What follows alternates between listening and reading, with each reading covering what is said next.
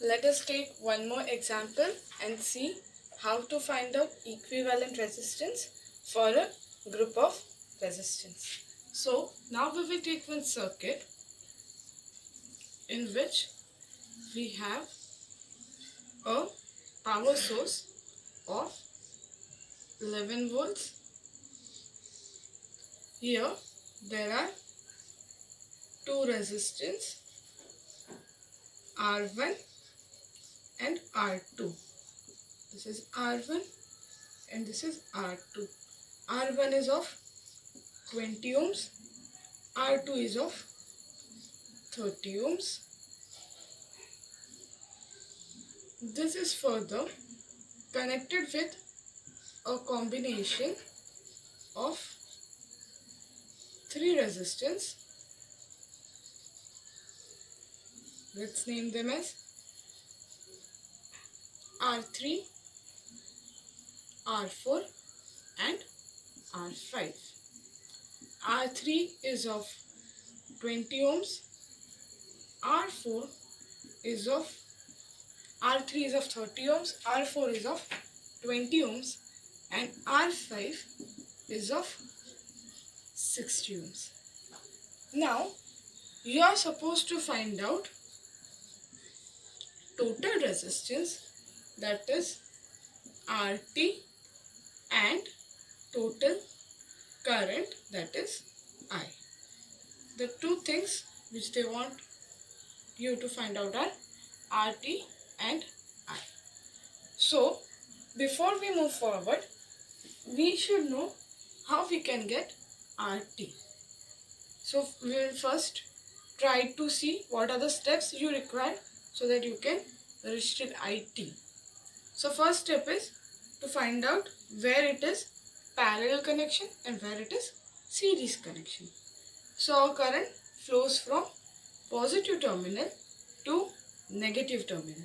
So from positive terminal we'll start moving, our current I will flow, and after coming to a point where there is junction of R1 and R2, let's name that point, that terminal, as A terminal.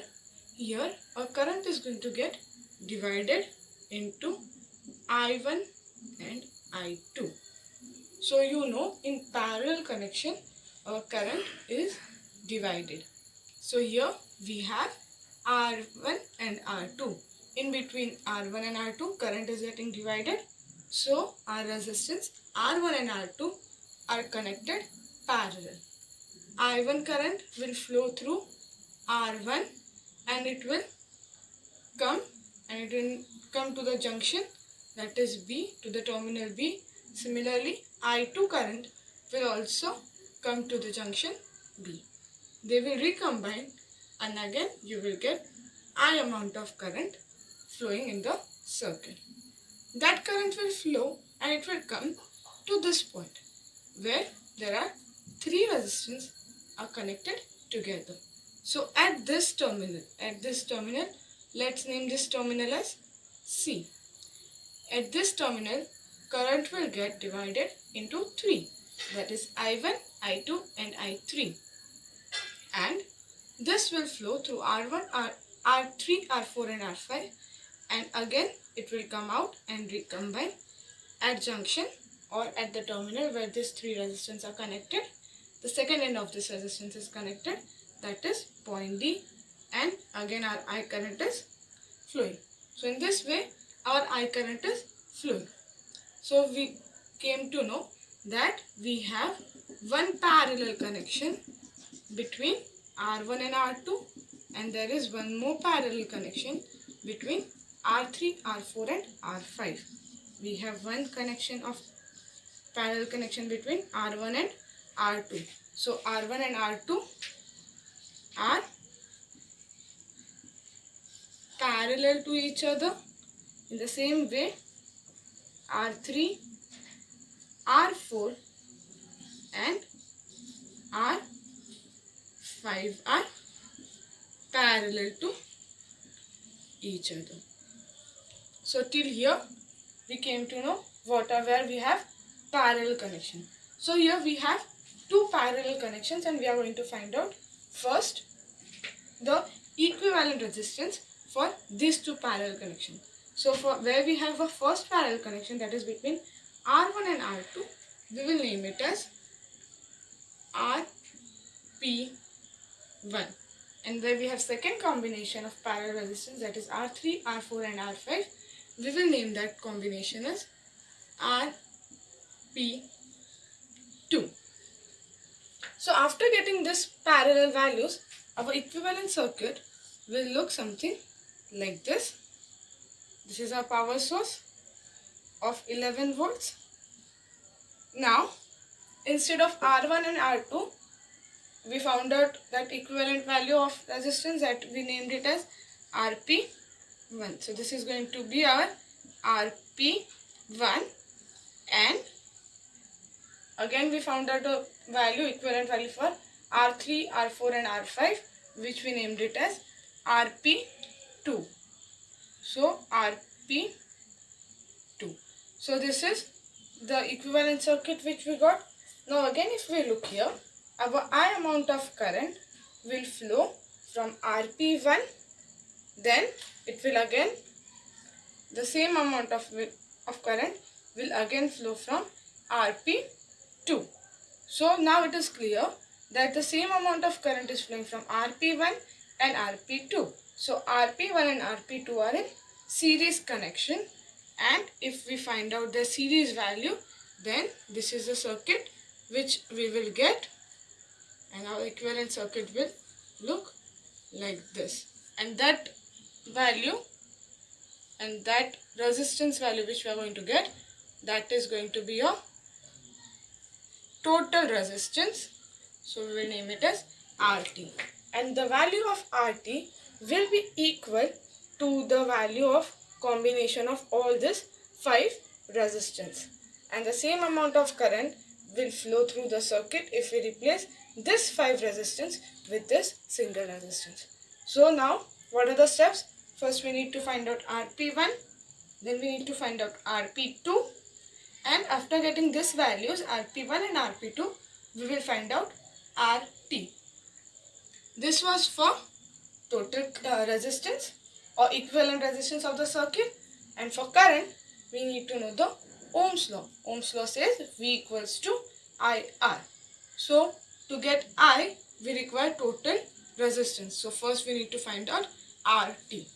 So now let's solve it. So our first step is going to be to find out RP1. So step 1, to find out RP1. So for parallel connection, we have 1 upon RP1 is equals to 1 upon R1 plus 1 upon R2. What is the value of R1? The value of R1 is given as 20 and the value of R2 is given as 30. So 1 upon 20 plus 1 upon 30. That is equals to 5 upon 60, which is equals to 1 by 12. So RP is reciprocal of 1 upon 12, that RP is 12 ohms. So in this way you got the value for RP1. Then the step 2 is to find out RP2. So for RP2 it is going to be 1 upon RP2 is equals to 1 upon R3. Why R3? Because R3, R4 and R5 are in parallel connection. R3, 4 plus 1 upon R5. That is equals to 1 by 30 plus 1 by 20 plus 1 by 60. This comes out to be 6 by 60, which is equals to 1 by 10. So your RP2 is 10 ohms. So here you got the value for RP1 and RP2. So now you want to find out the total resistance, and that total resistance was in series. So your RT is going to be RP1 plus RP2, that is equals to 12 plus 10, that is equals to 22 ohms. So in this way you will get the total resistance of the circuit. Pause your video, note it down, and then we will move towards current part. I hope you must have noted it down. Now let's move towards the second part. The second part is to find out the current flowing through your circuit. So to find out the current, we know the Ohm's law. Second thing, what you want to find out? The current. So to find out the current, you know Ohm's law.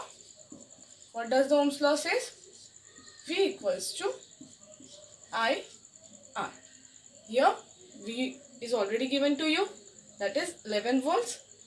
R, that is the total resistance in the circuit, which you just now found out. What was that?